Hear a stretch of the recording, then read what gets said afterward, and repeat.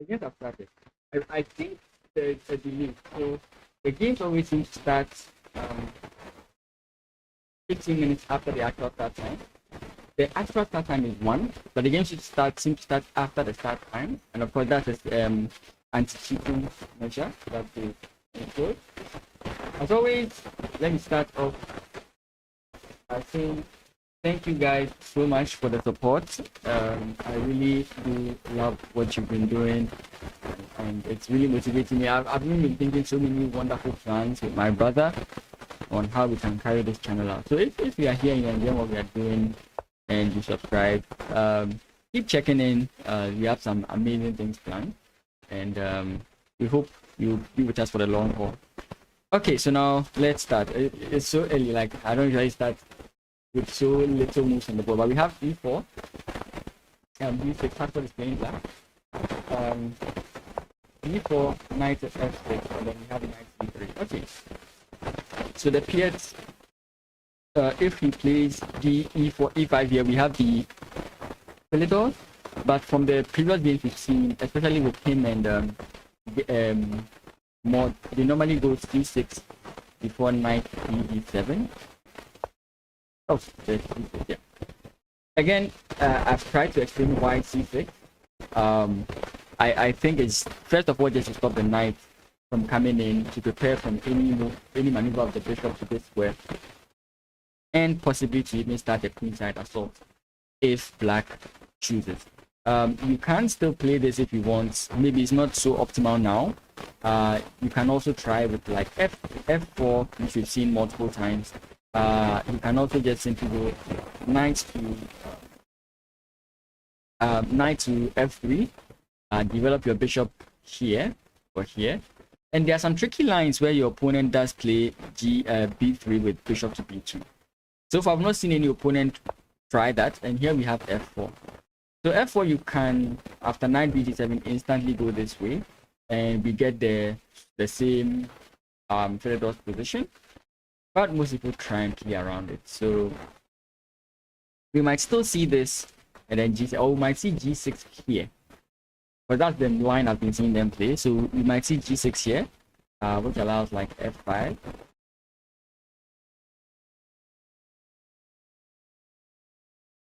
sorry, d6, sorry, g6 does not allow its preventive measure. So candidate moves knight bd7, d6.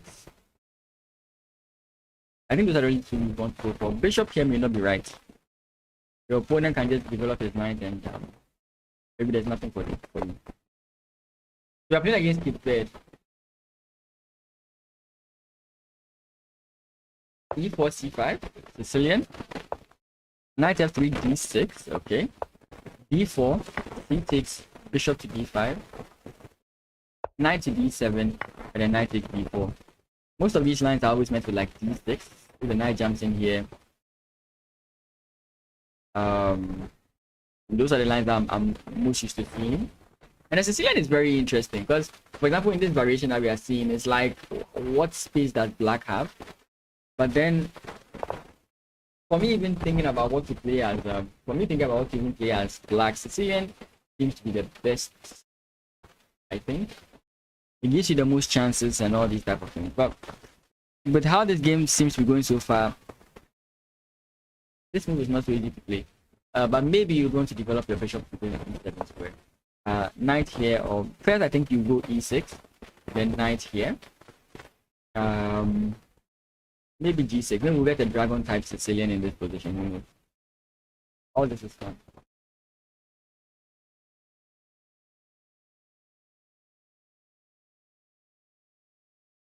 Or maybe not even all that way, just e6.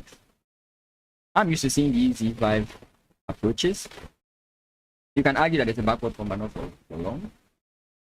Once the knight is kicked back, then you can actually look at moves like b6 here, maybe a6, b5 here. I'm just thinking about standard moves. It may not be technically theory.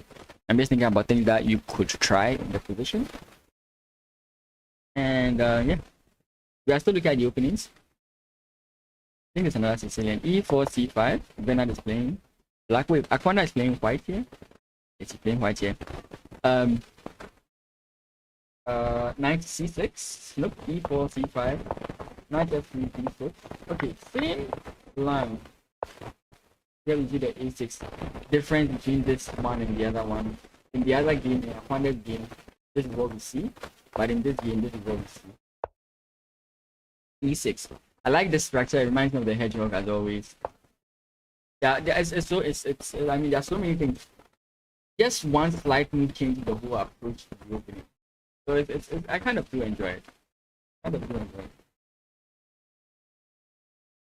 e6. And then we have g4. We discussed this yesterday, how these ideas don't usually work. If your opponent knows what he's doing, despite how scary it is, rushing this kind of approach does not work. It worked against me, unfortunately, but it usually doesn't work. Okay? So be careful with these ideas. Again, I think this is theory. I think I've seen this line before. So yeah, let's see what happens in this game. Knight to c6. I don't think they usually play here, do they? I think at some point we have queen to a5, b6. In this position, something of that sort. Anyways, now to our conditional candidate master. In case you haven't heard the news, Daniel Frimpong Smart fulfilled the conditions to become a candidate master. So you should score 3.5 points by your 7th game in the Olympiad. It's a special condition to get candidate master. Kudos to him. Unfortunately for me, like when I heard the news, I was like, wait, really? Of course, it's not an easy thing to do, but with how my mind worked concerning titles, I felt like it's something you really, really had to earn, you know. And again, when I see it like this, it sounds like what I'm saying. It sounds like he didn't do well. That's what I'm saying. It's like it's like if the stars align in your favor and you get favorite teams. It seems like an easy thing to do, especially if they put you on board 4. But that's just my personal gripe. I was thinking it would be very, like, something tedious to get. But I guess I mean I overestimated um, candidate master. I mean, you still get to play title Tuesday, but I think I overestimated it, and I should have just realized, okay, yes, it is the lowest title, so it should be the easiest to obtain, right? I wasn't so I was shocked it was so easy to obtain it. That's literally what my point was. But again, Olympiad is not an easy thing. When you look at the games he's played, he didn't get it easy in any way, right? Playing these tough defensive positions, I mean, he's really done his best, and he has done well. So yeah, congratulations to them. I'll just get this out of the way because when I found out the first month, I was like, what? So easy?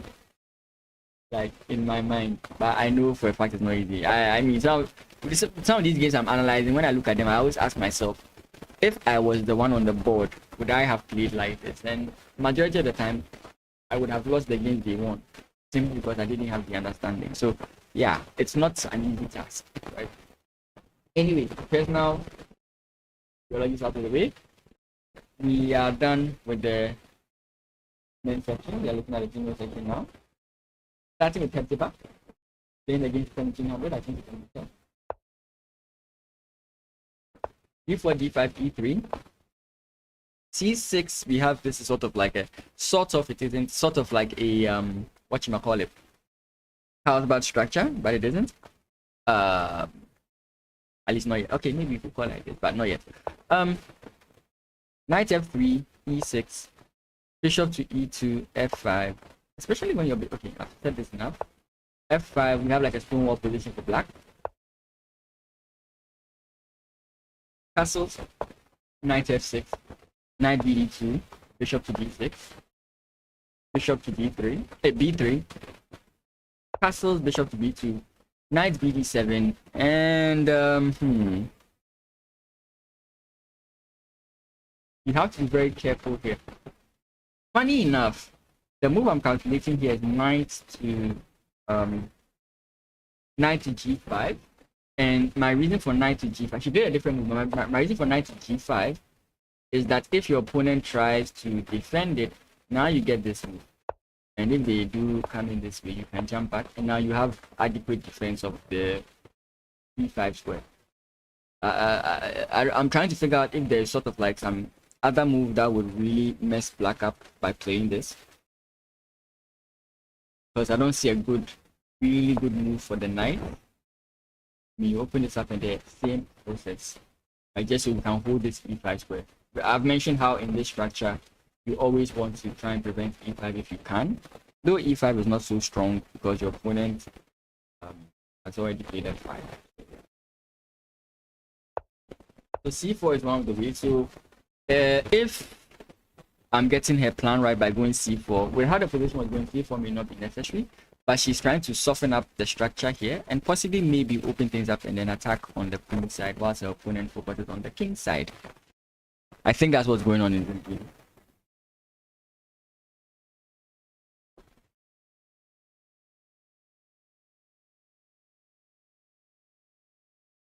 Magnus game, I'm just focusing on Ghana. I can pass through, I can look through it, but for now let me just finish the Ghanaian games and then I'll just glance through Magnus's game. I mean, those games are so high, I struggle to even follow it. That's another reason why I'm avoiding it. Okay, Gijo, e4 c6 Karukan. Oh, no problem, no problem. I'll try and pass through it. Let me just skim through these games and that'll be fine. e4 c6 Karukan defends d5, e takes. You have an exchange Karukan. Okay, which is boring. Knight c6 c3. Oh, she's going about it this way. I'm looking at how white is playing it. I have a sort of way I like to play it. I'm just interested in seeing how her opponent plays it. Bishop to f4, queen b6, and maybe you could go this way.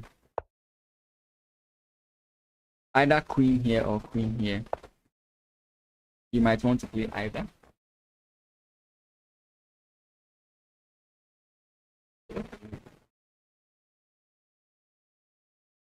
Hey, what's up? Welcome. How you all doing?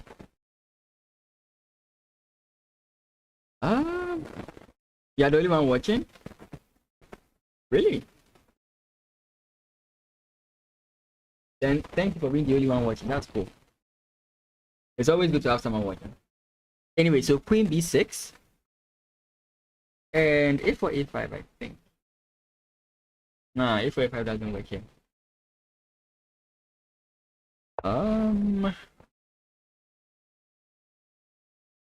So I think yes, simply just play this. I mean, a move like b4, I think you can play it, but why would you? Maybe not now. I mean, simple chess is good chess. Play this. You could also maybe play this. Does this work? Does this work?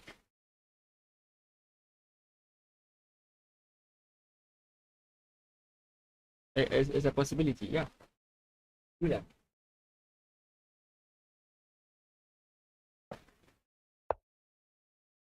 Yeah, so we are on queen b6, yeah?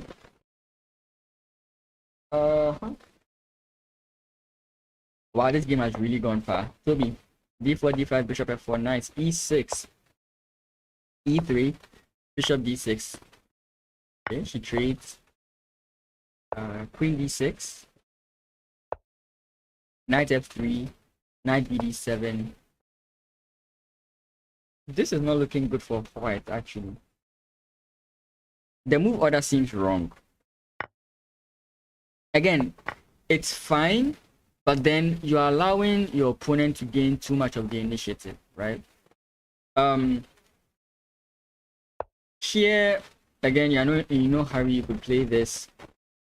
That way, if your opponent tries, again, landing system, we are completely fine with moving the bishop back, but then we can just jump here, right? So yeah, you could have looked at that. Then there's the next part, which was here, takes here. I don't know if this was really something she was worried about. But then again, for example, if you ignore it completely and you go this way and your opponent comes in this way, you could go here, and if they take, you just jump in here, right? Queen check, you just come in here, and your opponent has to deal with the threat on his position. So I'm just looking at the fact that yes, these are okay moves you can play, but they are a bit slow, and it seems like black gains equality very quickly in such lines. Bishop d6. So bishop takes. I mean, all this is fine. I guess I don't get. Can someone explain the fascination with here?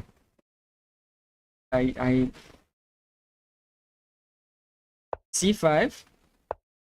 Castles kingside, e5, exactly. So now you can clearly see that, you know, Toby has not really been having that good of a tournament. She's been winning. Granted, she's been winning, but she's always seems to be entering into these very bad positions, and it's possible maybe she's out of practice. It's possible she's out of practice because she's really suffering in the opening, unless of course she's playing like extremely weak opponent, but she's really struggling in the opening because I know she knows for sure that this position is not good for her. I know she knows because even after you play takes, let's say knight takes, again, if you can imagine the Karukan or the Scandinavian, what we talk about how to dismantle that structure, you realize that this pawn structure has everything necessary to do it, and white, who started first, doesn't seem to have activity on the board in any way, shape, or form, right? So which brings into question these moves that have been played, you know. So let's make main line. So let's go back here. Now that e5 has been played, maybe she was anticipating and she's like, I don't want to take, I want you to push, maybe. Okay, but she takes, and after this trade, this is not a good position. If I turn on the engine here, yeah, minus 0.1. Now it doesn't mean that black is winning. That's not the point I'm trying to make here. The point I'm trying to make here is that black has achieved equality. White no longer has the initiative, and once black achieves equality, the next thing he's going to do is to push the initiative. So from the opening, black is in a slightly better position. Okay, 0.1 means nothing. Minus 0.1 means nothing literally as like on the board, but looking at what it takes, what happens in the opening, how that white always has the first move advantage, this shows that black has taken over the initiative of the opening. Okay, let's turn off the engine again. Queen to e7, but I mean, Toby has been really doing well in converting, so. Okay, we have b6, rook comes in. The queen infiltrates.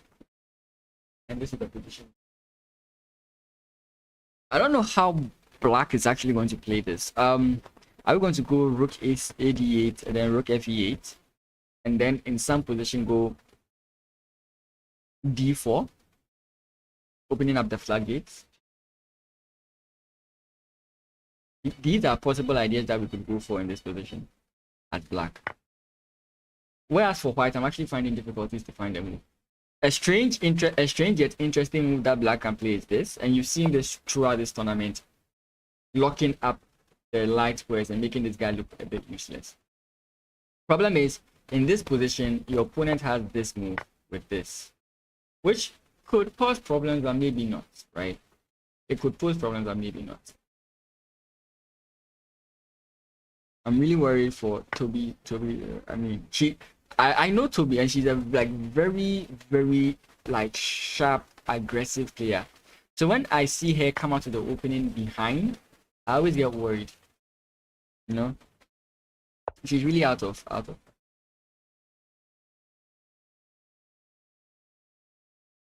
d4, knight f6, bishop f4.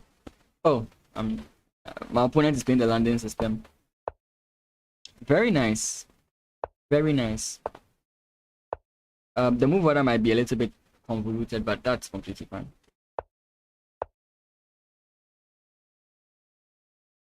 I mean, I think you can actually play this. Before, yeah. Instead of playing, maybe I'm wrong, but I was thinking that you could just take here because knight here doesn't exist, right? This rook here you just take. So the best follow-up from your opponent possibly would be bishop comes back. Knight jumps in here also does not work, at least for now. Actually works, but then you've still lost the pawn, right? But I think what she's looking at is the fact that her pieces are not well developed, so her opponent can really stress her out. So for example, you can go check here, pawn push, we've discussed this. But yeah. Wait, did she really miss something? Did Mod really miss something? Let me just get support from the engine and see. Instead of playing this, could she have just played this? And what would have been the problem? Bishop to d2. Yeah, this would have been the response. And I mean, it's completely fine. Queen can come back at any point in time and then take a stop here. Again, this is not like a pawn down when you win, you just go, yay, I've won a pawn. Mostly when you win this pawn, it's like, you've not done anything. But I'm just saying that the move is possible. I just thought that maybe it amounts for more, but then it's completely fine. Okay, so white is really going for the spatial advantage, tying down black's pieces. But black will be fine. It seems black would have the idea of going for the queen side if possible. Bishop here. Or bishop here remains to be seen. But I'm guessing bishop to d7, queen back, then we get like b5, b4, a6, b5, b4. Those would be the possible lines that you would want to go for here. Yeah, so we have g6, and this is Nigeria, right? Quick pen. I wanted to see her games. I'm trying to see her play at her best. c4, e6, g3, knight f6, bishop d3, d5. Knight f3, bishop d6, castles, castles, d4, c6, knight c3, fine, Catalan, go Catalan, knight d7, queen c2, rook e8, rook d1, bishop d4. I'm interested to see how she continues the position from here. Not so much an expert on the Catalan, but well, I'm guessing this, the point, one of the things is that if this, you want to go pawn push. And again, that's the best way to counteract that pawn structure. Notice the recurring themes in the games that we are seeing, and I'm also trying to learn from them, looking at how they respond to the positions and trying to add them to my repertoire. Okay, And guys, if you want to follow me on my journey, you can always check me out on YouTube when I stream. I normally stream Mondays, Tuesdays, and Fridays, but because of the Olympiad, I do the coverage. I also do coverage of other tournaments in and around Africa, so you can always pop in. But I'm aiming to become national champion. It won't happen this year. I wish I could, but it won't happen this year. Hopefully next year, I can become national champion. I have a long work to do because one, I don't have a coach, and then two, I suck at learning difficult things. So yeah, we'll see how it goes. So we are learning all these things together. So you can just join me Mondays, Tuesdays, and Fridays on this channel. So you can subscribe, follow wherever you are, and that'll be cool. So let's pop in. Let's make another tab, and let's look for the magnet game that someone was talking about.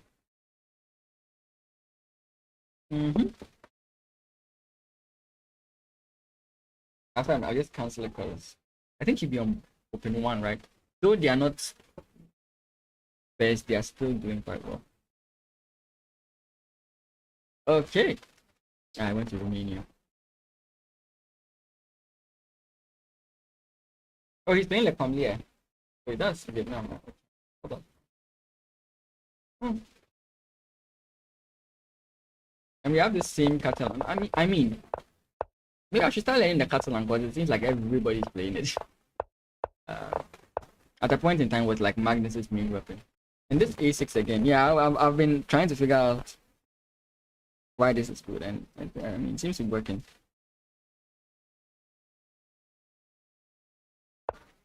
I always find these types of positions very funny, mainly because you're leaving this bishop, right? You're just keeping a very bad bishop.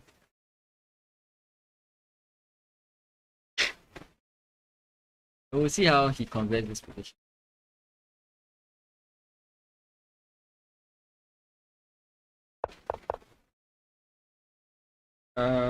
Let's start from the top. Ashford. Ashford played this exact same way, and we kind of criticized it, but it worked for him in the previous game. I think that was like 2 or 3 rounds ago. Yeah. Again, and that's why you don't always just say that because of what the engine says, I'm just picking the engine. It does create problems for his opponent to solve, and so far the last opponent he played this against was not able to solve it, so it's cool.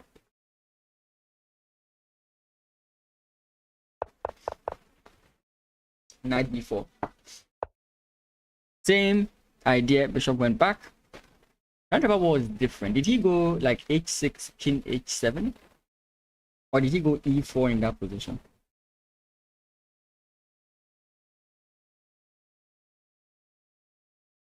I remember the last game he played where he played that. Now, this wouldn't work actually because takes, it wouldn't work. So maybe queen c7. What did he play in that game? I felt like there was another knight move that he played. Or did he go like c4 or d5? d5 or d5, maybe one of them.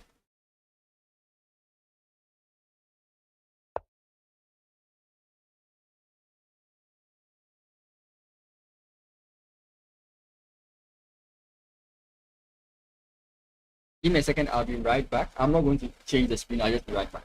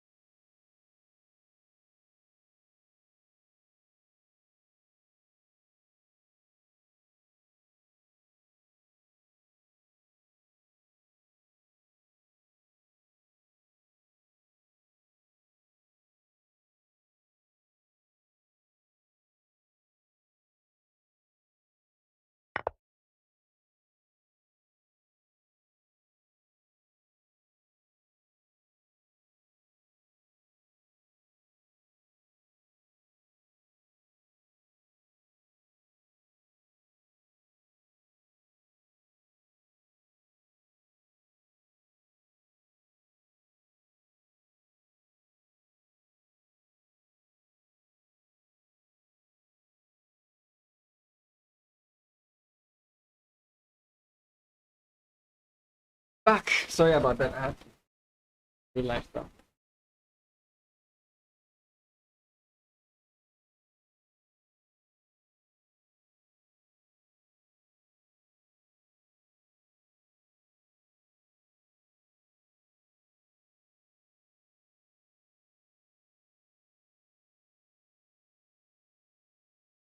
Yeah. Aha. So that's how you continue to last. D5, and because I remember that in the line there was a knight here. That's what I remembered. Right. So I was trying to remember how did I get the knight here. So I was wondering if it was here or here. And in that game, this is what happened, and I think he went here. And then after takes, was it here? Then he went this way. His opponent captured en passant. I'm trying to remember. Nah, I'm going a different line. I can't remember exactly the line he went.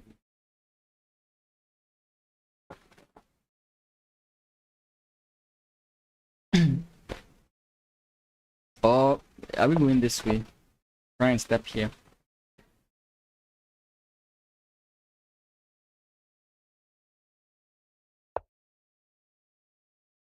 I mean, but if we can sort of like force this, aren't we happy?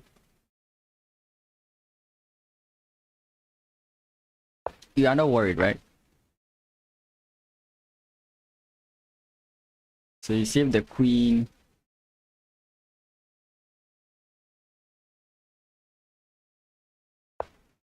You can take here. I think you take here because you don't want him to save it. But then that allows here. And the game is becoming complex. Don't you just love it? So yeah, a lot of things could happen here. What I've not calculated yet is takes, which maybe I think you take this way. Okay, actually take it this way may not really be good, because if you take back then c4.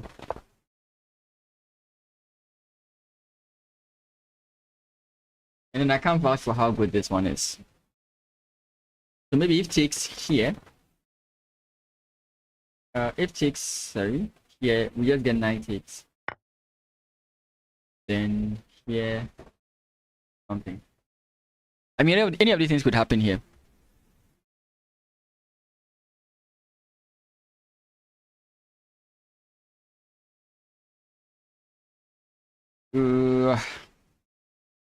Yeah, and then this whole idea still comes back to play. Let's go to Akwanda.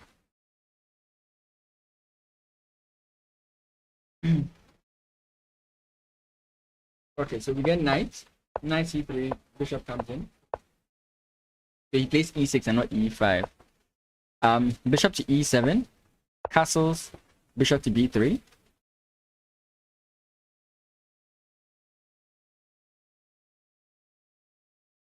I mean, you could go crazy with f4.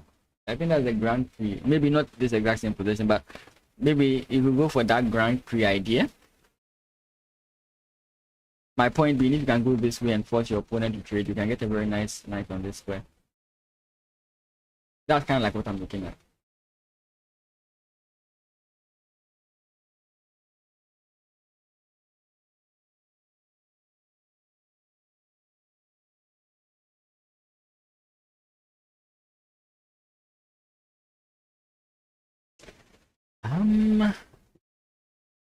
It's black to move. Maybe queen c7. Or just here. Just b6, bishop b2. Just b6, bishop b7. Attacking here. I think then your opponent just do something like this, right?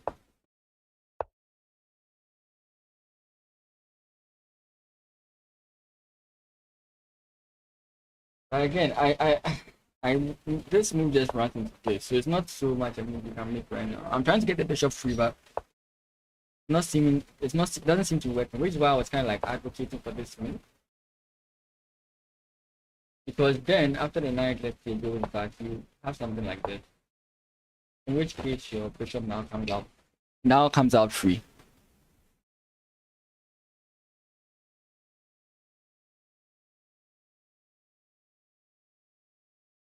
And you may not even want this pawn to act. I mean, I'd say that's fine, but maybe he doesn't want that.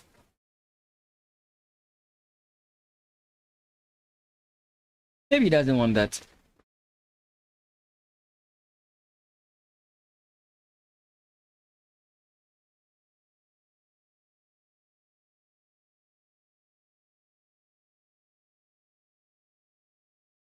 Okay, next position. I can't really figure out what's going on here.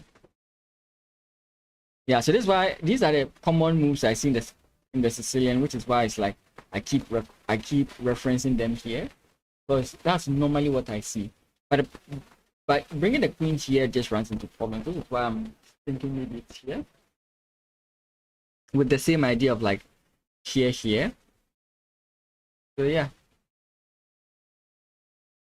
knight to b3, and yeah, we are still seeing this attack here. Wait, there was something here. Oh, so he kept pushing. And now we have this position. Okay. He has to hold this attack with, because you can see his king is looking very unsafe in the center. The center is not closed. So attacking does not really make much sense. Again, this could be theory, but I don't know. Because I know there are some very creative theoretical lines. But from the look of things, if he doesn't manage to succeed in his attack or gaining some kind of initiative or advantage, this might not go his way. But there's always ideas of this if you decide to go queenside. And of course, castling with rook to e1, rook to d1, rook to d8, rook to e8 puts pressure on the king in the center. So you have to really hope this works. Let's see what the engine thinks about this. I would give black a decent chance, but let's see if the engine still supports white. Exactly. That's theory. But the engine just supports white in this position. It says white is doing well. I personally wouldn't think that. But yeah. Engine likes white. Let's go to the next game.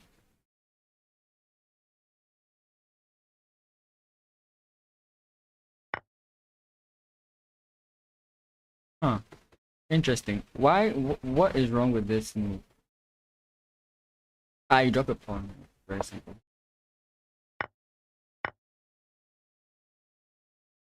Some of the questions are not even worth asking. Maybe, okay, don't really drop a pawn, but if takes, you can take here. But then your opponent can take here.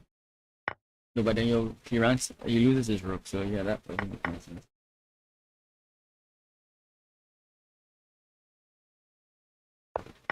Okay. Good. What happened? Wait, have I not seen this game? This is Frimpong Smart's game, right? I thought I watched this. I didn't look at it.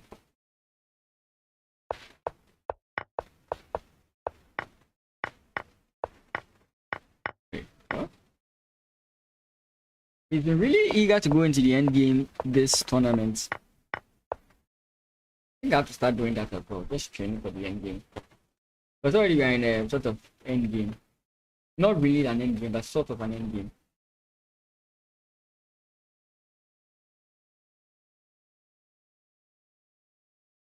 Very good defense here in the sense that the pawns are all on the dark squares, dealing with any pressure here. He has no light square bishop to take advantage of these squares. The imbalance here is there. The minor pieces. One has a bishop, one has a knight. At this point, it's not an issue. Maybe this is going to be his next move. Yeah, that's fine. Maybe that's what he's trying to do.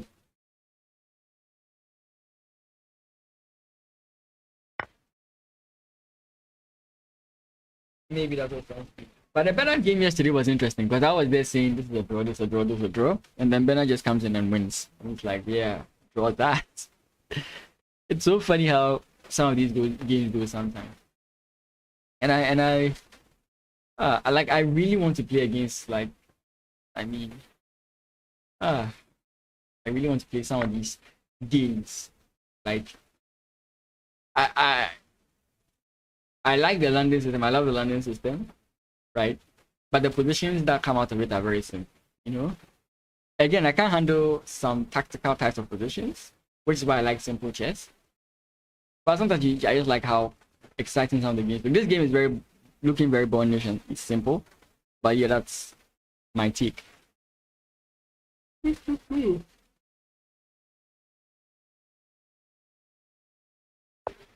If he wins this game and his next game, I think he gets FIDE Master.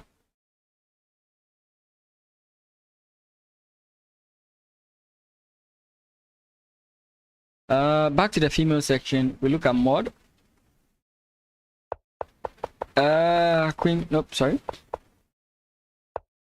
Okay, so yeah. G6, A4? A4, interesting. If the A4, sometimes you want to play A5. What's his name? Smart would get FIDE Master. Right now, he's already a conditional candidate master. So all he has to do is just write a letter, whatever I call it, and then he will be a candidate master. So he's already gotten candidate master. What he needs now is FIDE Master. Or FIDE Master. But he has to win his next 2 games, which is not an easy task. Okay, so the reason why I'm saying A5 is maybe you can try and get this. And if your opponent prevents you from getting it, maybe that'll be good for you. Because your opponent loses this bishop, which can also like move around your light square. So maybe that'll be a good idea. Muluma, I realize you're always lurking. It's good to see you around. I always do appreciate the support. So I don't know. But she goes queen b4. That allows a5. Okay, yeah. That allows a5. I was thinking that this exists, but it doesn't.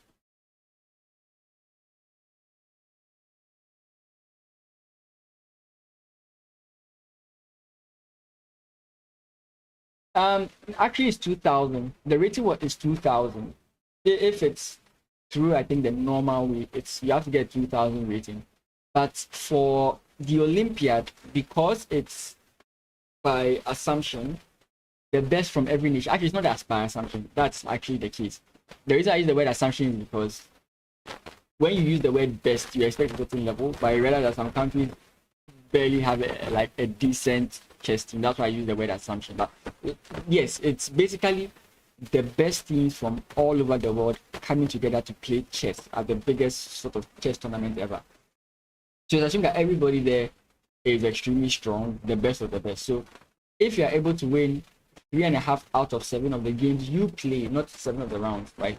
If you play 7 games and out of the 7 games you get 3.5, you qualify for a candidate master title without the rating. That's why you see a lot of 1400, even in the girls section, female section. Mod like this is 1600. Yeah, she's a candidate master. Toby was 1500 when she became a candidate master. You know, so this is sort of like a special condition. If you want to go and if you want to get the candidate master title in an easy way, comparatively speaking, again, I don't want to downplay the difficulty some people had to go through to get it. I don't want to downplay it, but this is sort of like an easier way of doing it. If you get the point. Yeah.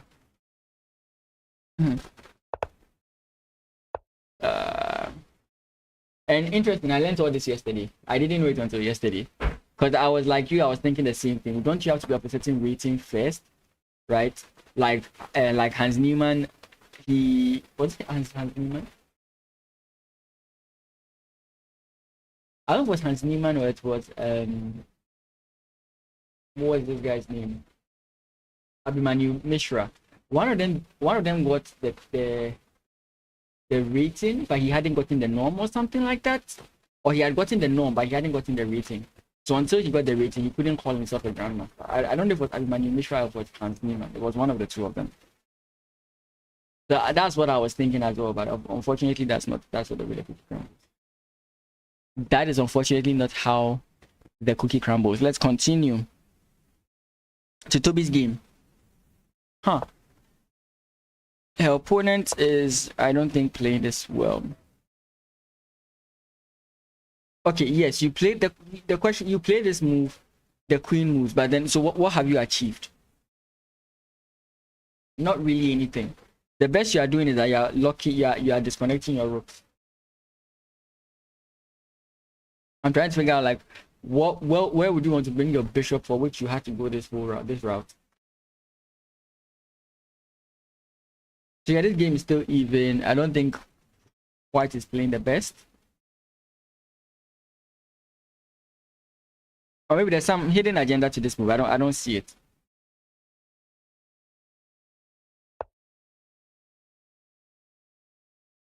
Yeah. Okay, so why would I want my opponent to be up this diagonal?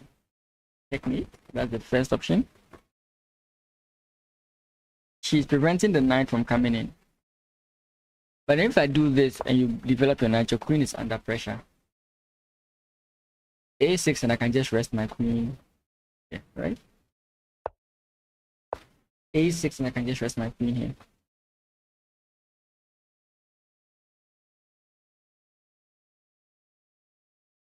So why there? Let's learn from the engine. Maybe there's a reason why bishop to B1 is correct. No? The engine doesn't like it. So it says you go to F4, you go to E5, and then you go here. Yeah, this is not where you want to be. G-jaw, right? I mentioned how you may not want to play this move.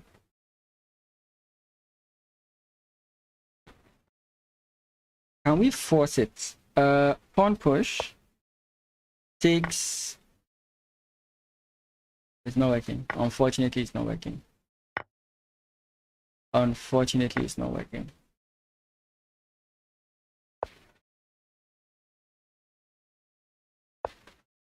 Yeah, unfortunately, it's not working.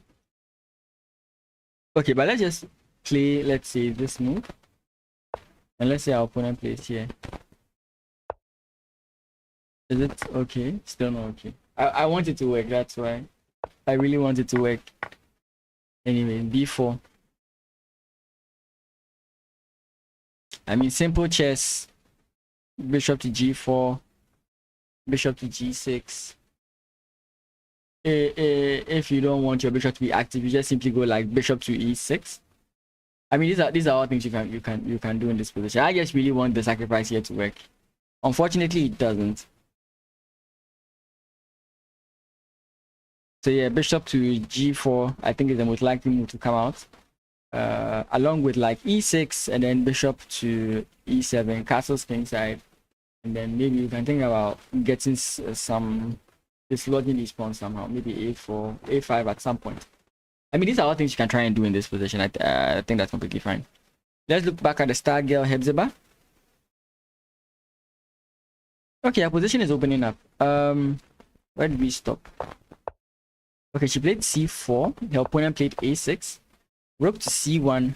Knight jumps into E4. Takes. Knight jumps in. Queen comes in, and now you can play. I understand why. I mean, you wouldn't want to play this, but I think that's the best option here for you. Actually, you just dropped this. So okay, so if they take here, maybe you want to capture this way. Yeah, regardless, right? Regardless, you still lose. You still lose this guy. Okay. Yeah, so I'm wrong by playing that move. But knight takes. G3, bishop goes back. This is risky. This is a risky move. Bishop to G4 is a really risky move.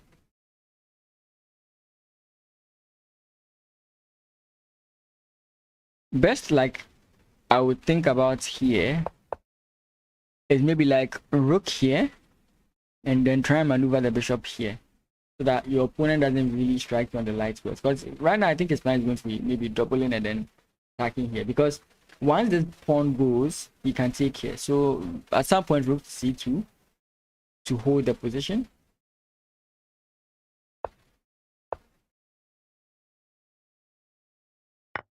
C takes d5, pawn push, and just take the pawn again, right? Just take the pawn again. If your opponent takes your bishop, you just take this, and now they have to think about this. Does it win you the game? Maybe not. I'm wondering if there's something along the lines. Oh wait, the queen is not there.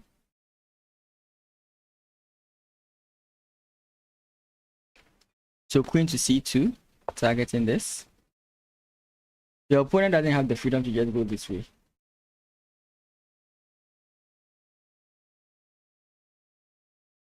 You better know what happened. Oh, she went about it that way.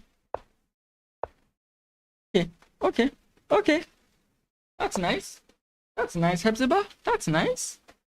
I didn't even look through all this. So takes, and then yeah, after bishop takes, which is also scary. Now imagine if everything here dwindles, like the bishop runs away. I think sacrifices are like commonplace in such a position because I have so many pieces I can throw at you, right? I think it's something worth worrying about. The rook to c5, and your opponent has to think. But of course, after the queen moves, if the queen moves here, how do we continue?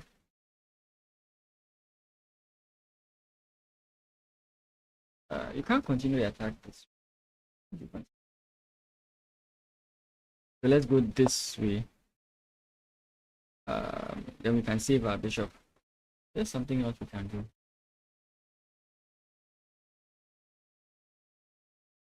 Bishop here I don't like because of pawn push. And if I think queen takes,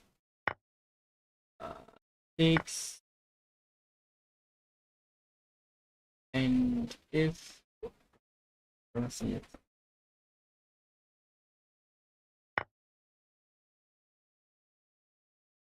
I thought there was something here, but I don't see it. In this it was rook takes c6. Okay, so 3 pieces for the bishop. I don't know. You might have to be a little bit skilled to want to go for this line.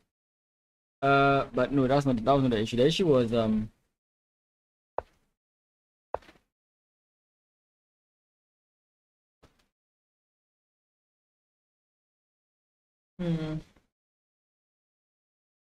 about this move?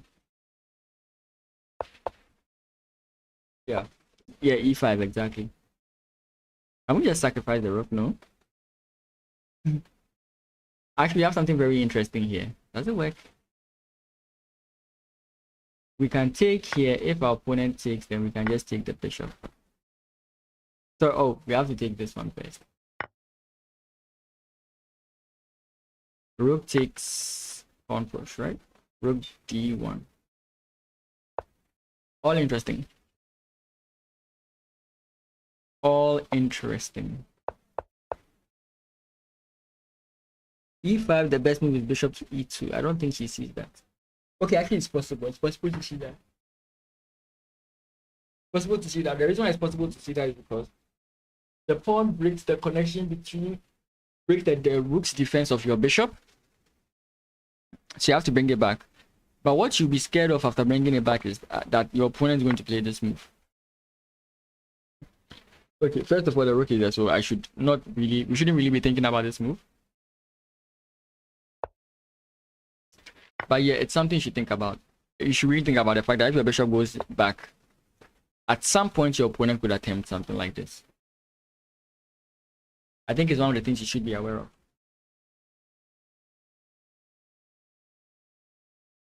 Can someone explain to me why when I drink coffee I rather feel sleepy?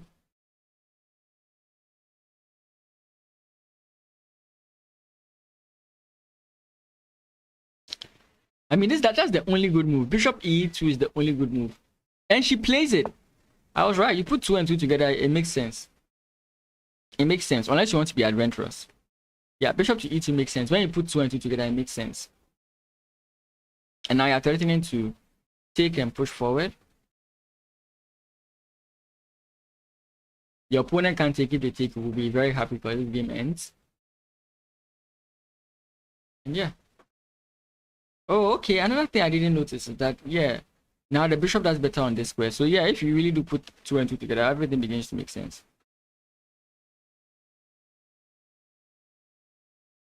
Let's see how quick pen is doing briefly.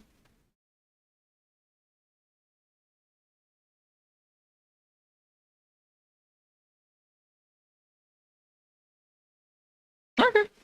I'll just say she's fine. I'm not really looking at Nigerian games. I'm looking at Ghanaian games. Yeah. Let's look at Aquanda for a brief moment.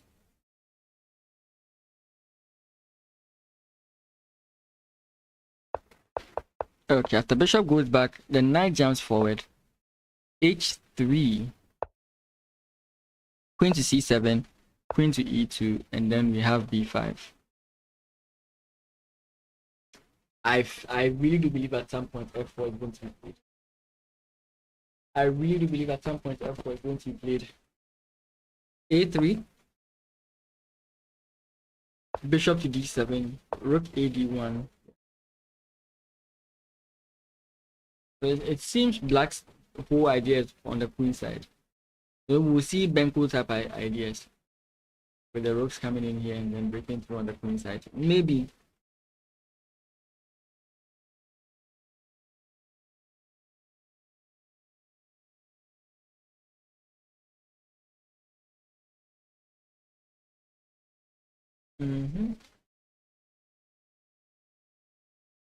Okay, so guys, it's an hour.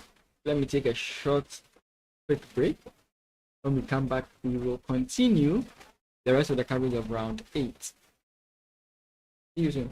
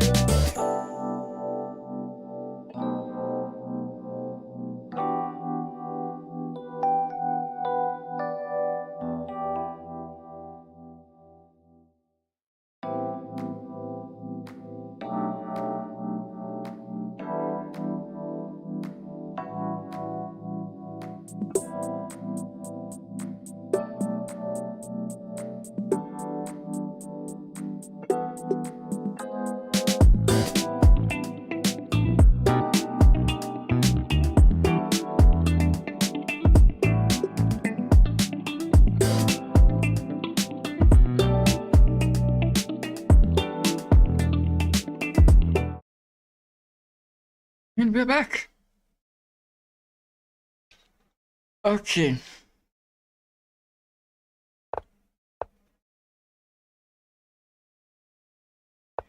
Oh, what happened? So this Hasford's game. I think we left it. Yeah. So after d5, we're looking at this whole idea of after d5, we're looking at this whole idea of e5, and he goes knight e8. I don't remember this in the previous game, to be very frank with you. If we still have ideas of putting this bishop here, we'd have to go this way, but that really puts into question a lot of things.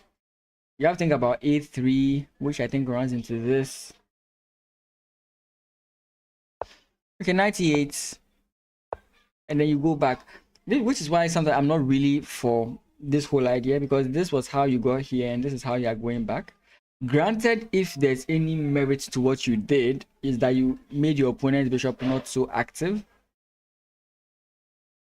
but that's about it. b5. Okay, knight jumps back. What is this doing? Possibly coming in here to put pressure on this guy, or there's some other thing relating to c4 or b3 c4 that could be done. Knight to ace, knight a to c6. Okay, bishop to d7, knight to d3, knight to e. So is it really a good idea to do this? Like, is it really a good idea to do like something like that? Again, it doesn't look like he's lost any kind of tempo or any kind of merit to his position. It doesn't look like he's lost anything. But it's so strange of a move. It's so strange of a move.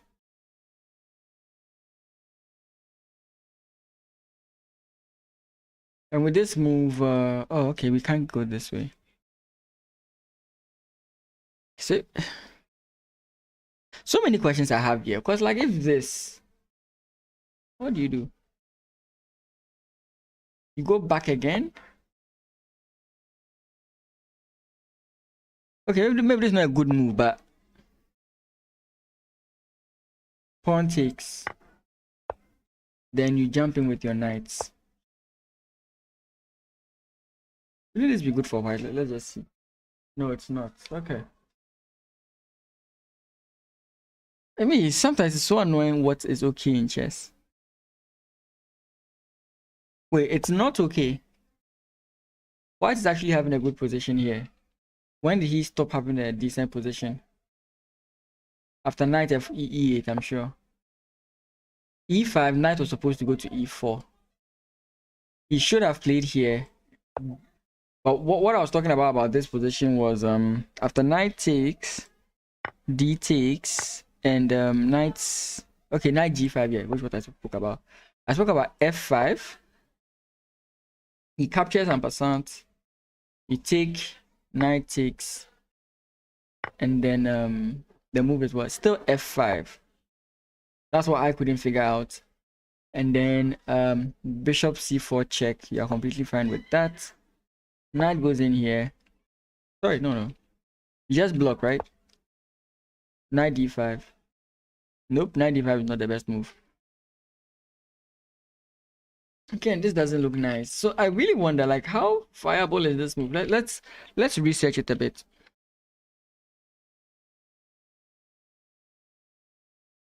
Actually, knight a6 here is the best move.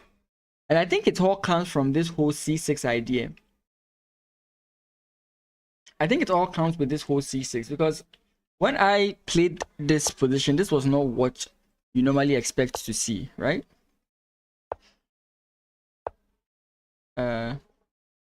Knight here, C. Then they play A. No, I'm playing the wrong move order. You're always watching for this move. So here you can play H3. I don't remember the line, so forgive me if I make a mistake. Yeah, I think you can just play H, or you can play bishop to E7. Then if your opponent castles, then you have C6. Then after c6, they should play a4, otherwise you keep chasing them. And this is how the position goes, right? So in the lines I studied, you'd never have that point of playing knight there, right?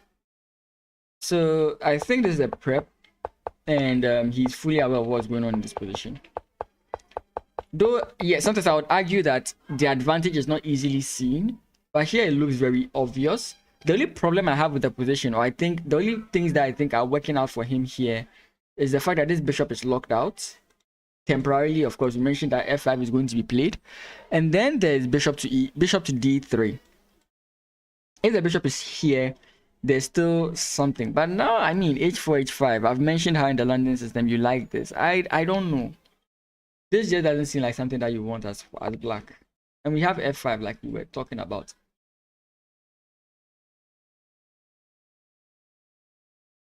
Now you have f5 here.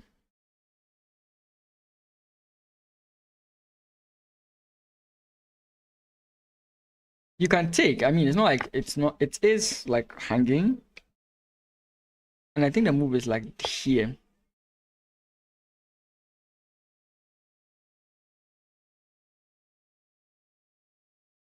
Or maybe even bishop first.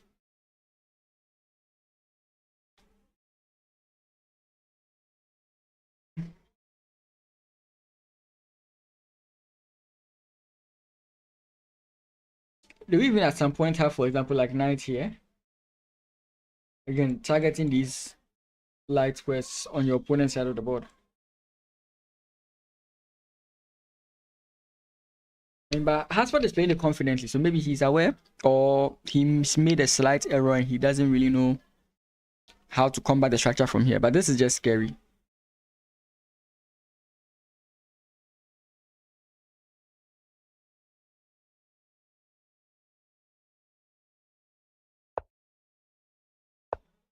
Okay. Akwanda's move, Akwanda's game.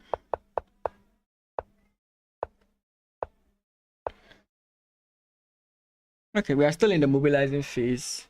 It's quite clear what black is trying to do in terms of creating problems here. But of course, you can't just push yet, because if you push, we are running away. So I don't know if there's going to be plans of a sacrifice coming on, or if we are going to get something like knight to c4. I'm interested to see what kind of ideas are going to be played along here.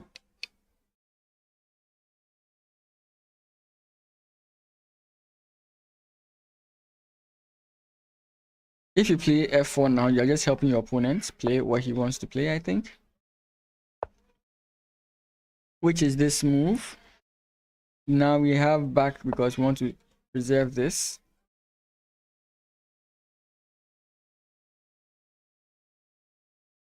And how do you continue here? Okay, now that this position is blocked and there's a defender here, maybe this is now plausible. I'm just wondering if this actually... Yeah, you can't take it.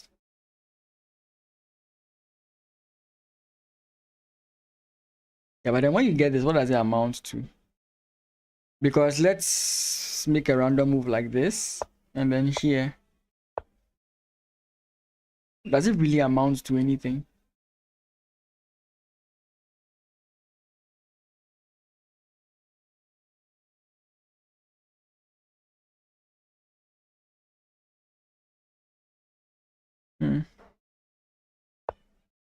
He plays f4. I said I believe f4 is going to be played. f4 hasn't played, and I think we'll see the line I was mentioning, maybe with a slight difference. Maybe with a slight difference. I don't really expect knight back, though that is highly possible as well. Knight back. And why you would like knight back is this. Now you have an active bishop. Right, and there's a problem here already for your opponent. So that's another reason why I think knight back could also work. But I just want to be fancy and go this way with other ideas. I mean, even if you do still go this way, okay, you could play this, but the bishop cannot be here. Therefore, also as its indication, if like you get, for example, let's say even back here, and you get pawn push, if pawn ever takes, right, you might take with your knight, or you can just take here, and now you see that white also has problems. This is why I also wanted to like take here. because now things have opened up and black has to watch out for whatever white may be planning against his position. That's basically what I'm thinking about here. So f4 begins to open things up.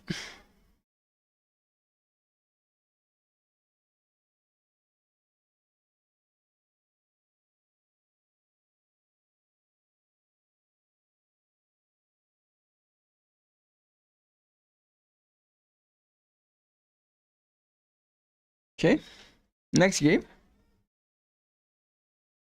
Why is it always switching? Bernard's game. Okay, so after this, he goes back, watching this square. We get h5, b5. Bernard says he's going to weather the storm. b4. I feel I've seen these positions before, but I don't really remember them. Opponent here can't make forward move, which is why I think he's not been playing this idea of like e5. It's possible that's what's going on in his mind here. So now if the knight goes back, then he can play this move, because then there's no way this knight can step in here. You could also argue for this, but then it looks like it's in a very bad position.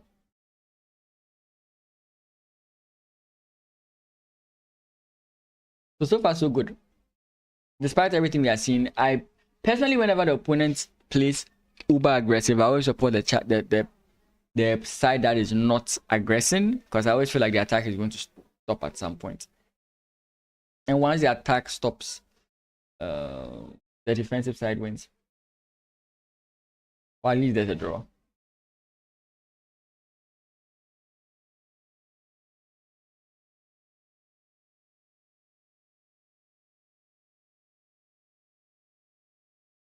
Okay, so let's say this here.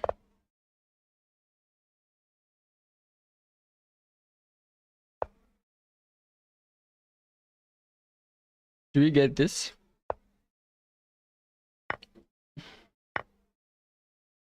This might actually help white. That move in particular might actually help white.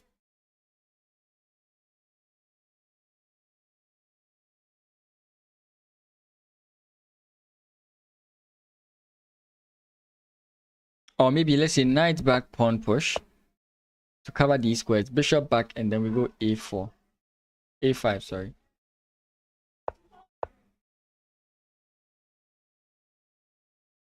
You are really encroaching when you look at it now. I think black is better here. Again, engine might. Yeah, black is better here.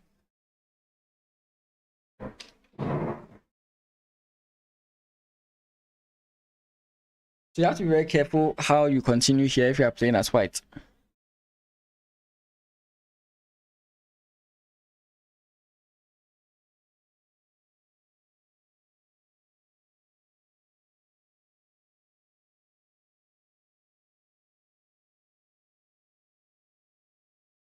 I'm just looking if there's something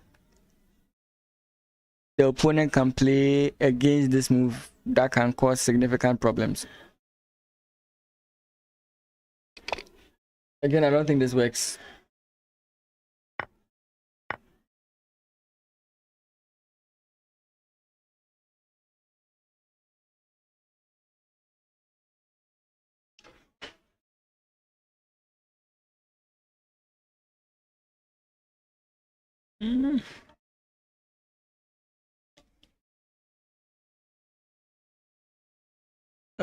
I'm wondering. I'm wondering if this is actually decent. I'm wondering if this is actually decent. Because this pawn is looking mighty annoying. I was looking at this, but I don't think this particular takes works. Here. I don't know. I really don't know. Trying to figure out something good here, but I'm not really getting anything.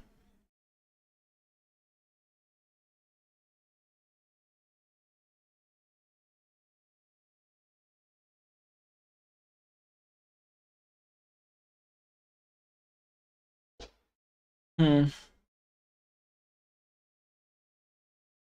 Smart. This game that quickly entered into the almost end game.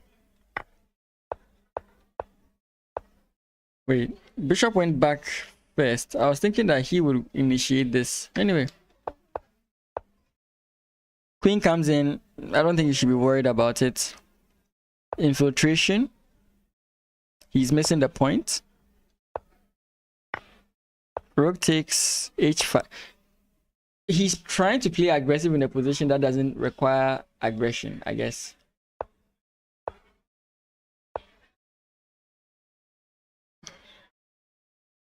Nah, white is definitely better here.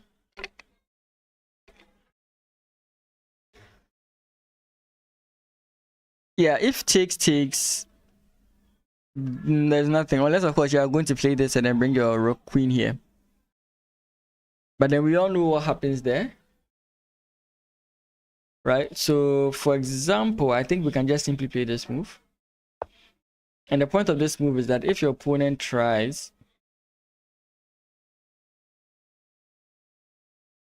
you can even trade off here. Right? Or you can just play here and force this. Actually, no, you just then play this way. Maybe we have this. Who knows? Who knows? But I think his plan is very clear and straightforward. Ah, wait, we have this. So, and then if takes, we take.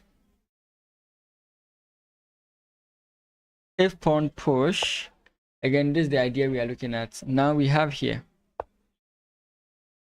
with this as well.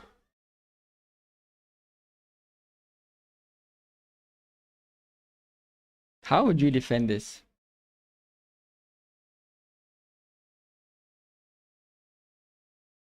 Just queen to a5. I think in that case, then you have this move because now, even though the rook can come in here, you can't actually play this because your rook is in the back rank.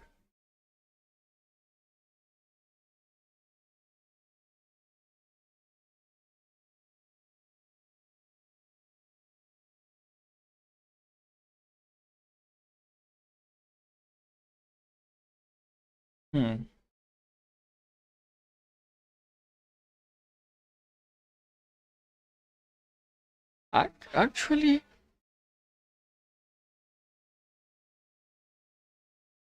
and take here.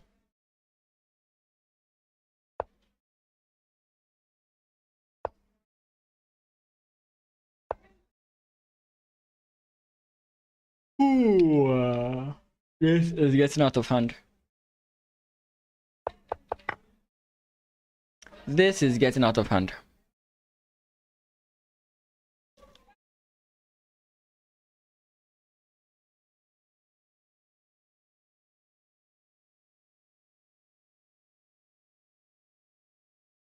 Wait, what did we get here? We played 94?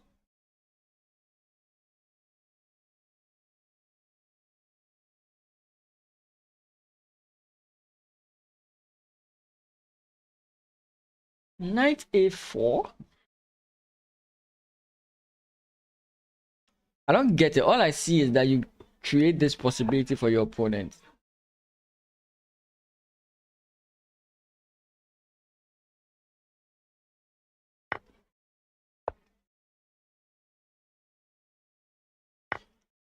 I don't know. Doesn't seem to be good from this point.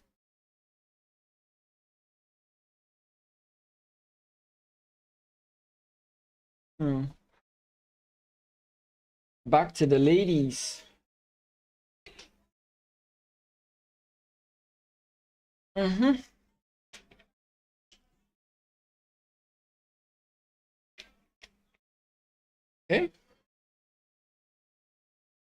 Let's start with mod.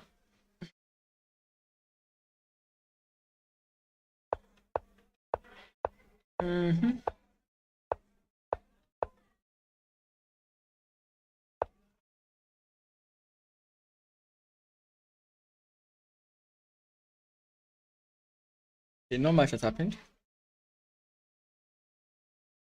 I think when we left it, she played this.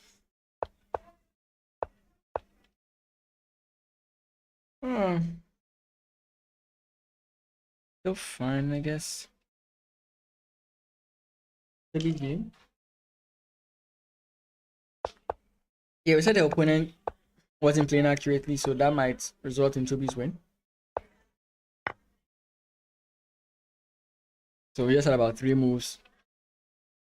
After Toby's move here, we have c4, initiating a trade. Opponent plays h6, queen to h4, pawn takes. Now we have bishop takes c4. Okay, I mean, draw is fine. There's still more fight left in the position, but like, draw is fine.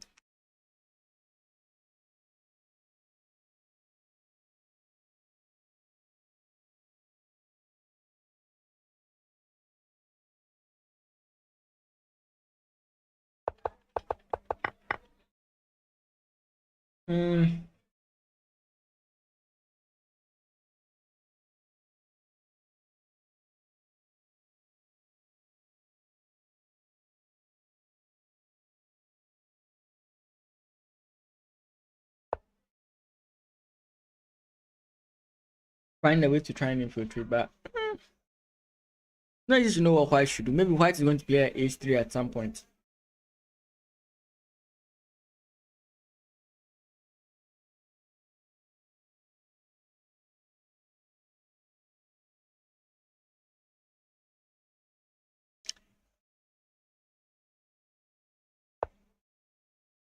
And this is why we said that.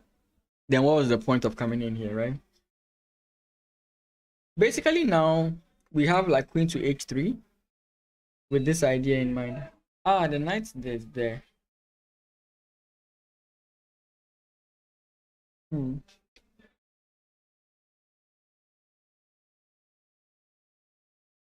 there any way we can sort of get this to work? I doubt it. I doubt it.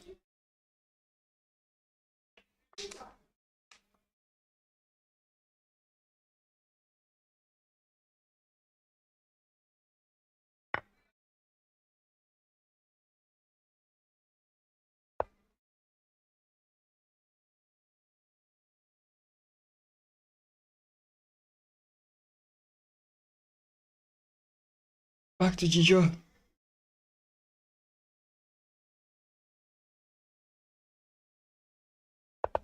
Okay, a5 to soften the structure.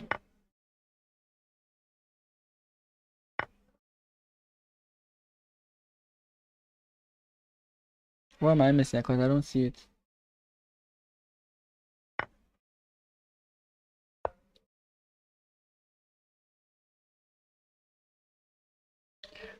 Ah. Oh, okay, so she saw that if she takes here, then this happens.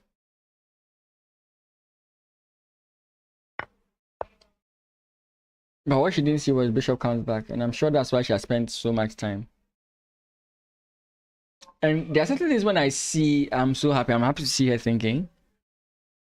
So here, takes.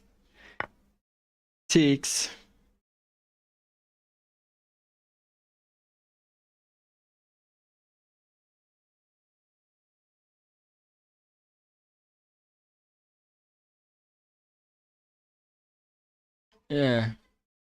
I mean, these tactics always seem fine until you realize that they don't work. Maybe it works. Who knows? I'm using the internet engine to verify.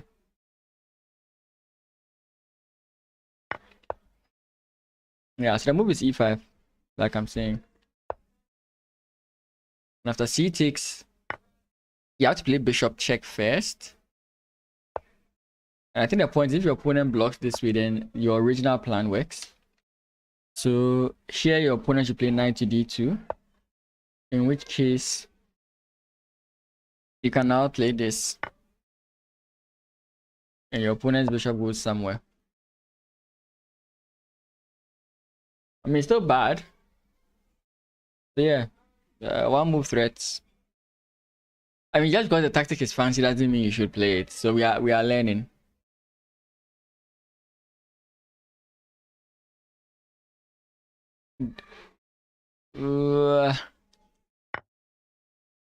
What's happening? Hepzibah was doing well. What happened? Okay, so after this bishop eats e8, the rook comes in. What is she afraid of?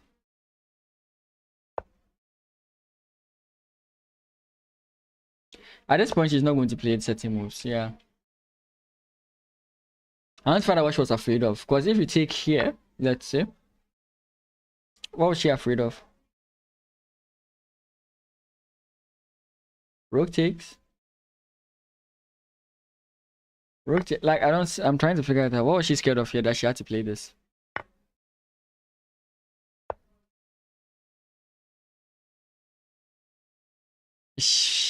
Was she afraid of? No, it still doesn't make sense. The reason I'm complaining about the moves is that it's slow, right? And now it allows your opponent to counter attack. So now if your opponent plays this move, you don't really know what to do. Whereas if you had played here, your opponent does not actually have this move. And if you trade it, it's just to your advantage, right? Again, I understand how she's thinking. She's still a bit of a novice.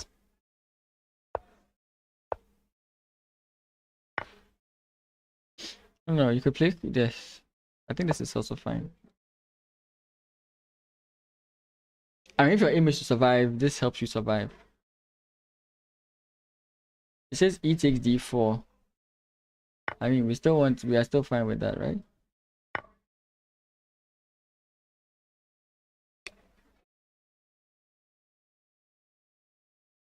This is checkmate in 8 moves. That's interesting.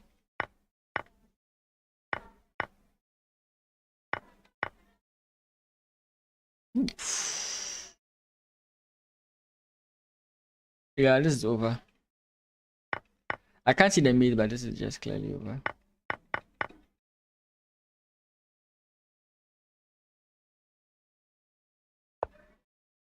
She plays very well, but because of the beginner tendencies that she has, because of her beginner tendencies, that's why she loses.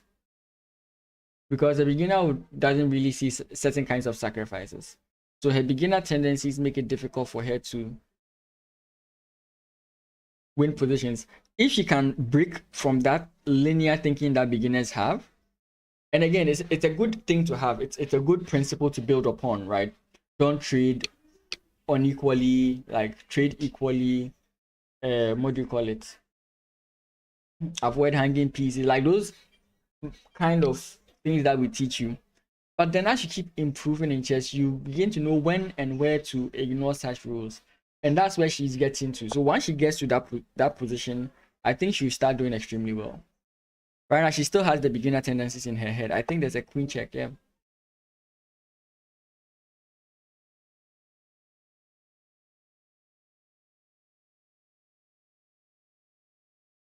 You can't, if you block here, you just get hit with this.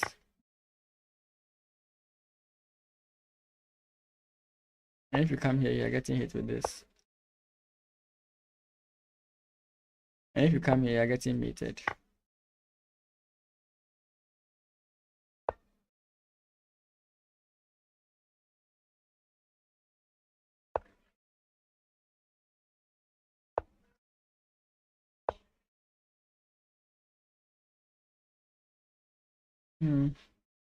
Wait. I mean, she could also get. She has played how many? 5. She has won 2. No, she can't get it. Because if she loses this one, her next game is her 6th. This is her 6th game, right? No, this is her 5th game. She can still get it. So yeah, unfortunately for Hepzibah, that's bad. Yep, perfect bag. That's so quick. Let's quickly pop on to Quick Pen's game for the Nigerian brothers and sisters. Okay.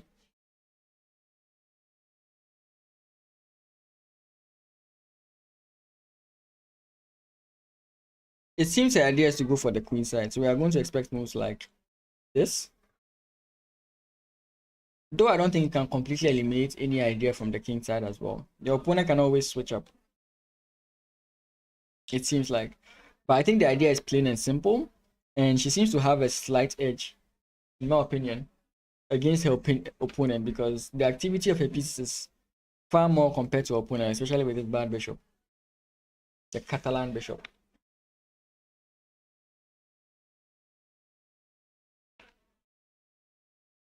Let's see. Yeah, this white a +1. Again, it's not so easy to do, but then it's so easy. It's easy to see, but like easy to see. It's easy to see who has the advantage, but it's hard to see what the advantage is.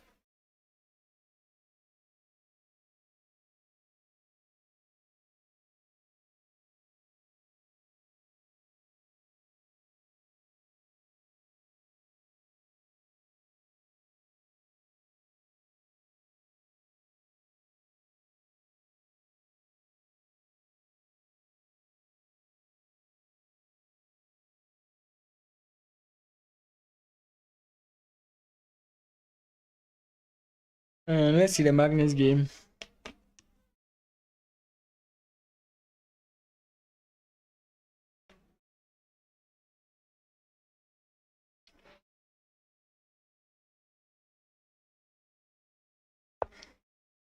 These guys' games are always interesting to see. I don't understand most of the rules. That's why I save myself from it.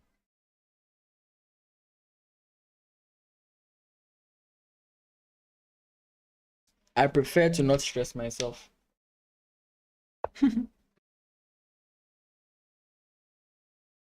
Smart game. We looked at some.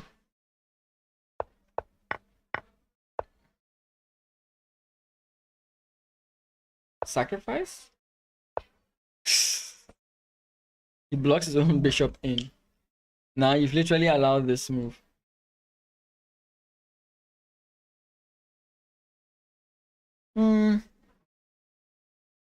Doesn't work because your opponent blocks.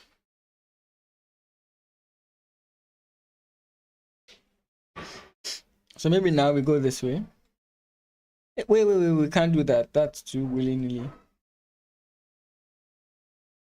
Yeah, because if we do play this is, I think, a pretty dangerous move. So, what about this? Because you get here. So how does he avoid this? Rook comes in here. In which case this is losing. Yeah, so I think that is the move. The second one is, the second idea is that if you come in here, your opponent goes in this way. In which case now your knight can jump in. Again, this doesn't work because of this. So yeah, maybe the move is queen to d5, which he has actually played. That's what he just played, yeah. You put the weaknesses together, your opponent doesn't have anything. Yeah, I think he's winning this. I don't know how big of an advantage it is. He can block and he can hold, but it's definitely a decent position for white. What? I hate the engine, guys. I hate the engine.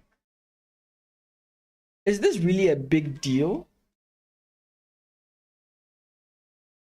I don't see it. Wait, what? Oh, it's to f6. But f6 we play. Oh, we don't play. We can play rook takes, right? And what's the problem? Rook takes c7. And I'm saying rook takes c7. We have this. Ah, yeah, the problem is not solved.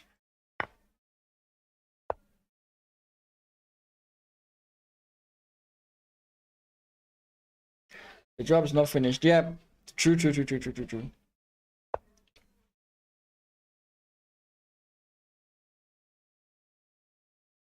Yeah, rook to f7 is a crazy move. So here,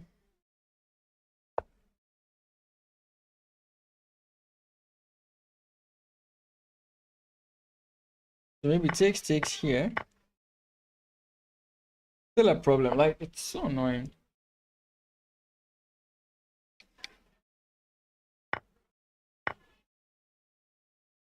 I was really hoping I had something here. So how did he lose the advantage? Because it looks fine.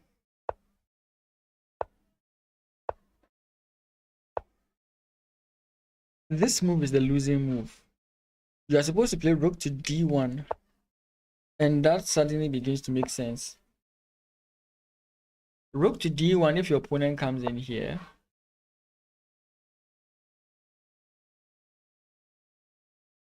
You can play queen to f3.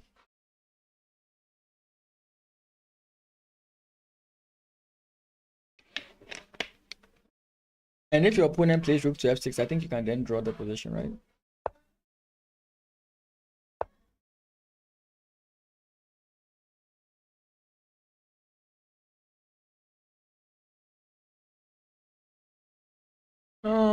Okay, I see the problem with this.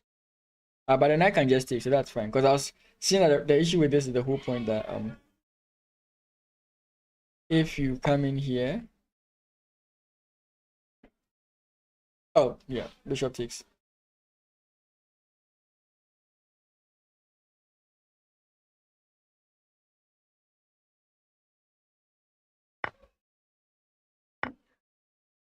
Oh well. Maybe his opponent sees it or not.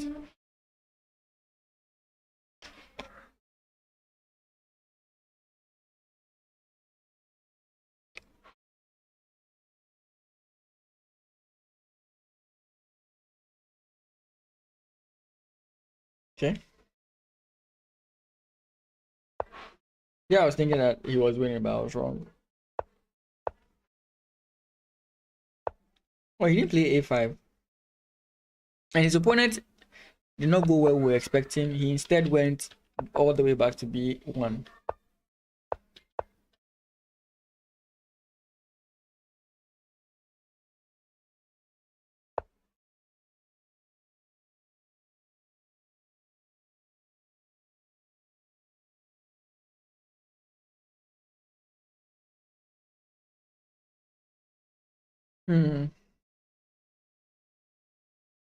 So do we go like rook here? Just to put pressure on this side of the board?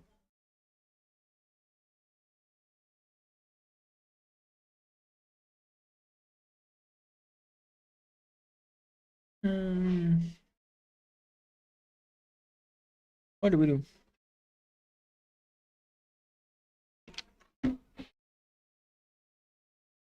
I'm gonna be drinking water like crazy, that's for sure.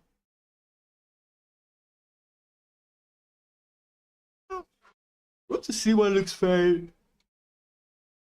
Maybe once you develop the bishop to e7. I think that they are fine. I think all these moves are fine.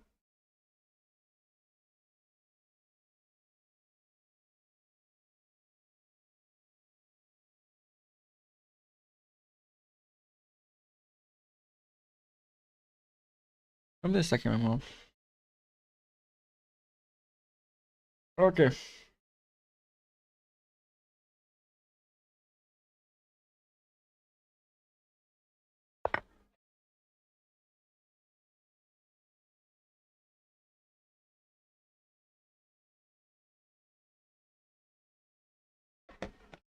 What happened here? Okay, so we had f4. Yes, I like it when I get things right. The knight jumps in. Takes. He plays takes. I recommended just going back with the bishop. And before taking, but then he takes immediately. And then pushes. So okay, now that the bishop is out of this square, then my whole idea of pushing this way doesn't make much sense. So takes, knight jumps back, takes, knight takes, and then b4.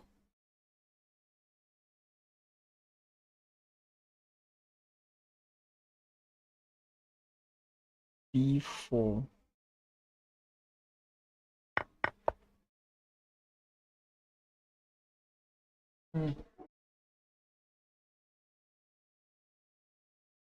Thought he was doing well here, but I don't know.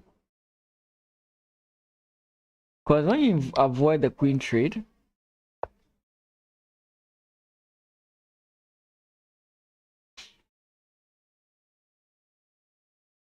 oh my god. Oh boy, I'm so tired. um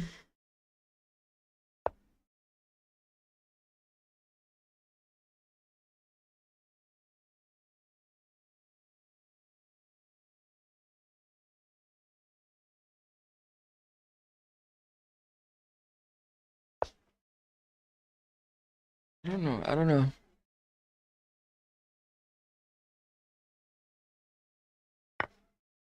What's the difference this time? You don't trade queens, that's the difference?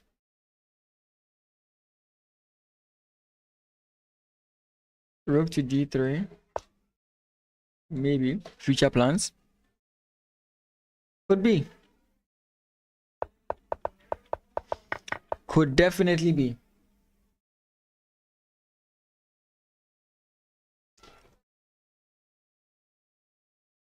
This is Hatsford's game. The attack has come in. Yep. This is not looking good for Hatsford. Ghana is losing in style, which is not what you want to see. Okay, guys, I'm going to take another short 5-minute break. I'll be back soon. Stick around.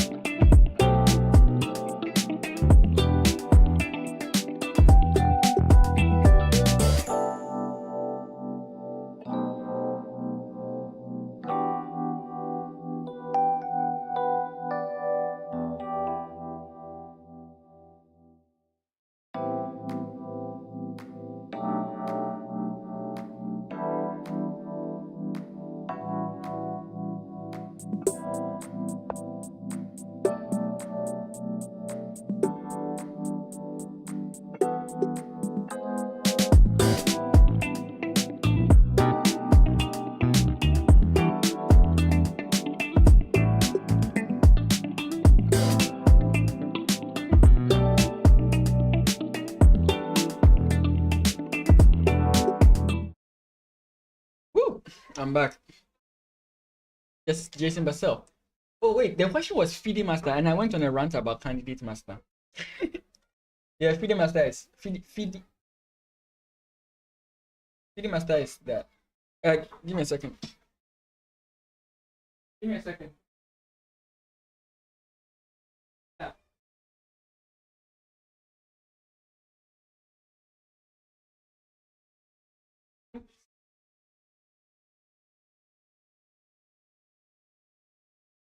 Yeah, I went on a rant about FIDE master when the whole thing we are looking at is candidate master.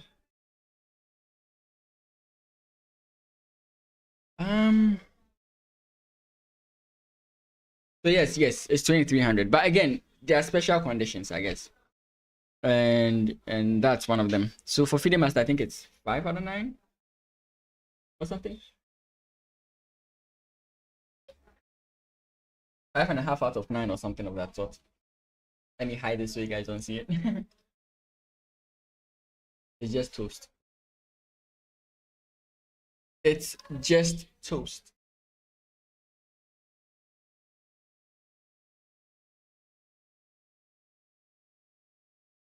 What was I looking at? Ah, yeah. So Smart lost his game. Yeah.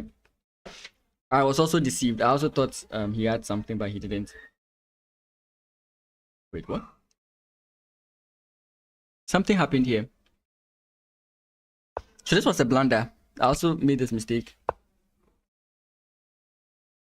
Queen Rook F6 is correct. He takes.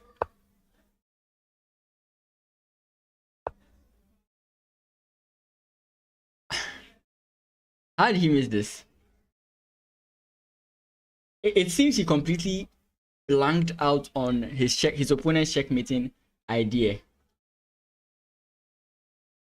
Because this is still there.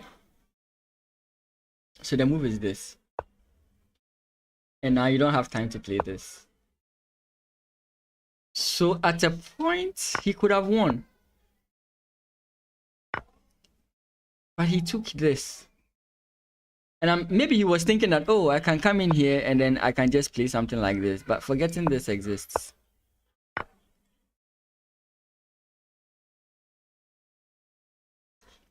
This is a miscalculation. He thought he could do it. If he realized he couldn't have done it, he wouldn't have played what he played. Yeah, he could have, like, I mean, he could have avoided it.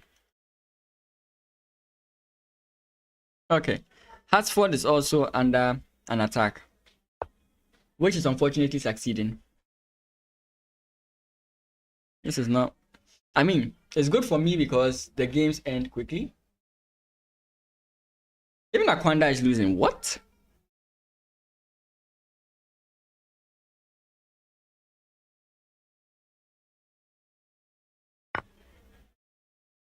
This is not like this. After dominant display yesterday, Ghana is not really getting their feet off the ground today. Very difficult position. So I don't know. 94, trying to create a threat. I mean, it doesn't really amount to anything. Your opponent just runs all the way here. How did we get here? How did we get here in the first place? Okay. So the trade of queens. Knight jumps back and takes. Takes apparently is not supported by the engine. As for why, I can't tell. I think it's because it gives the knight activity, right? Because if you don't take, your opponent has to either take, which allows you to keep your pawn stayed on this square. Granted, it's isolated. And if he plays pawn push, still he can't do anything. So I think the main issue here is that he allowed the knight to be free. This move I didn't like because an x-ray. Bishop to c5.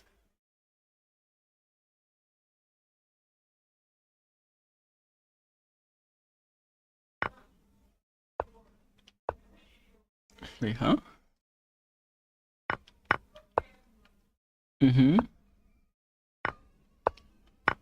Oh, he wins 2 pawns. Yeah. So Bernard is the hope for the males. If Bernard can do it, it's all good. His position is quite decent.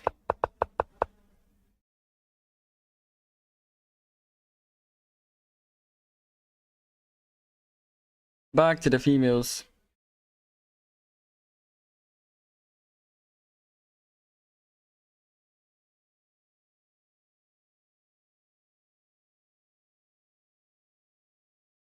Hmm. Okay, 9 ticks. Huh.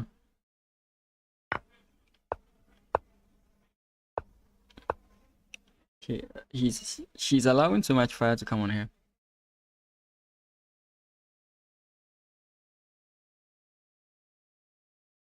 Nah, I don't think that move works.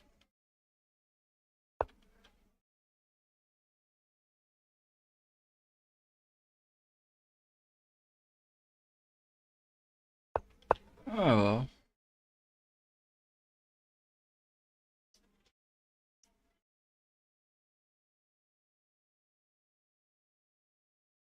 Well, the knight here just makes it a little bit difficult for this queen to develop, because like you jump in here, you get hit with this. That's about it. I think white is going to intend to castle.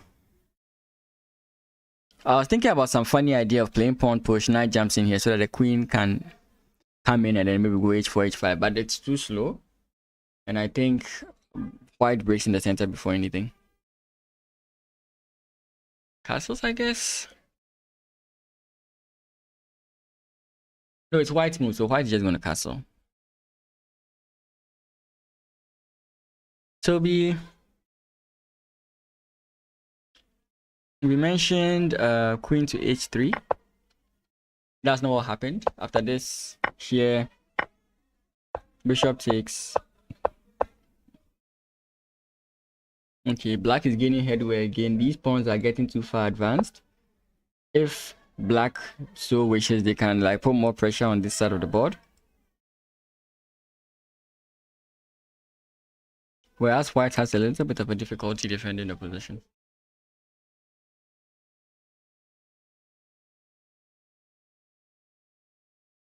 So maybe rook ad8 is the move, followed by ideas of c4. So we could get something like this. And you don't want to play pawn push. But then playing c4 gives your opponent something to do with his knight.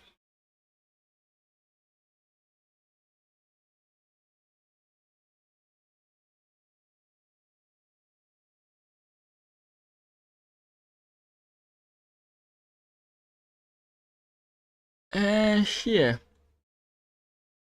Of course, that's just like hoping that you get checkmate, but...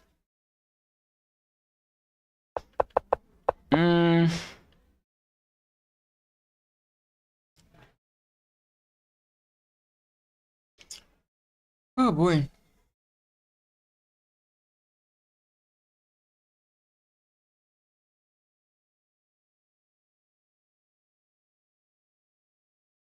I don't know.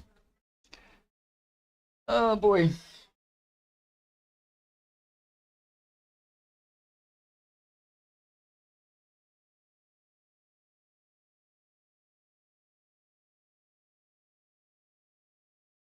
A second.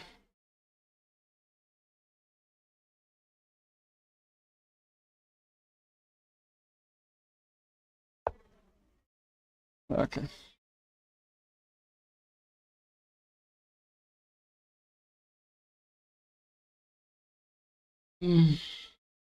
She's also losing her position. I forgot. I mean, this is just +1 is not bad. Okay. Now that I look at it, 1, 2, 3, 4. These guys are passed. It is not even easy to see. What's this? Who's calling?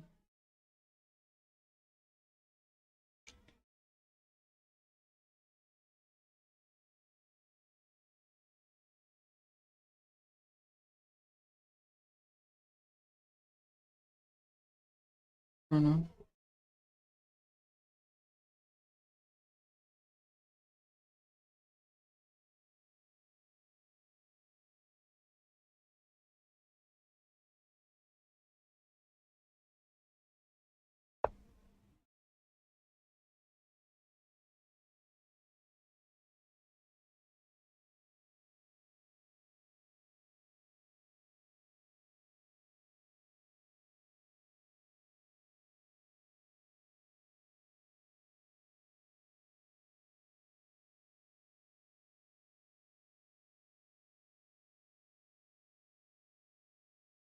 Okay. Trying to figure out.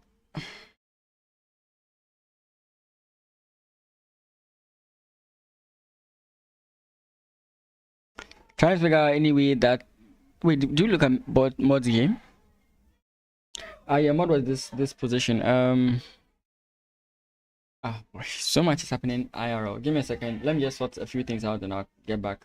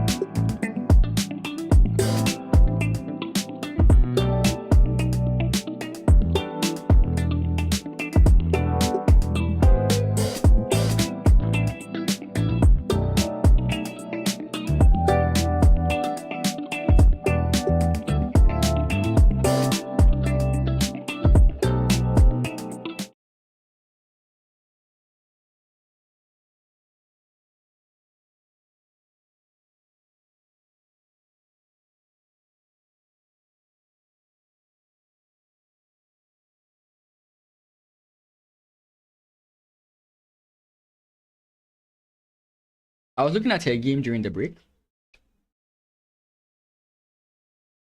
She still seems to be doing well. I'm not so sure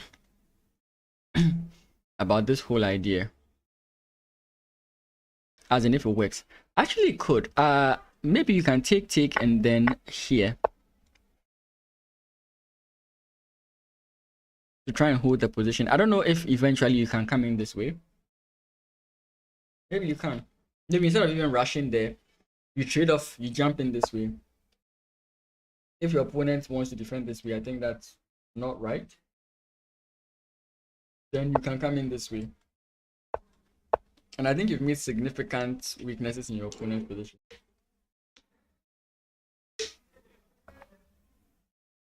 Again, I'm not sure if all this is correct.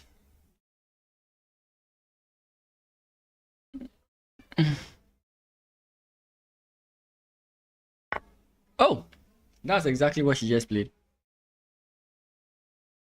But she might have a different idea in mind. I personally am looking at takes back with the ideas of the knight creating havoc. You could even think about bringing the knight here, right? Knight b3 to a5 with ideas of pushing this way.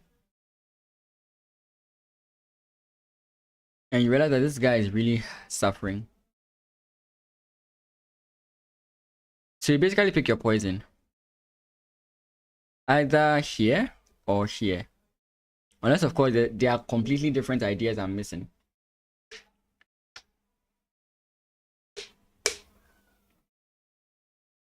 I'm actually eager to see what plan she goes for here. Okay. I'm really eager to see what plan she goes for here. If she makes a single knight move, I'll be very happy with myself.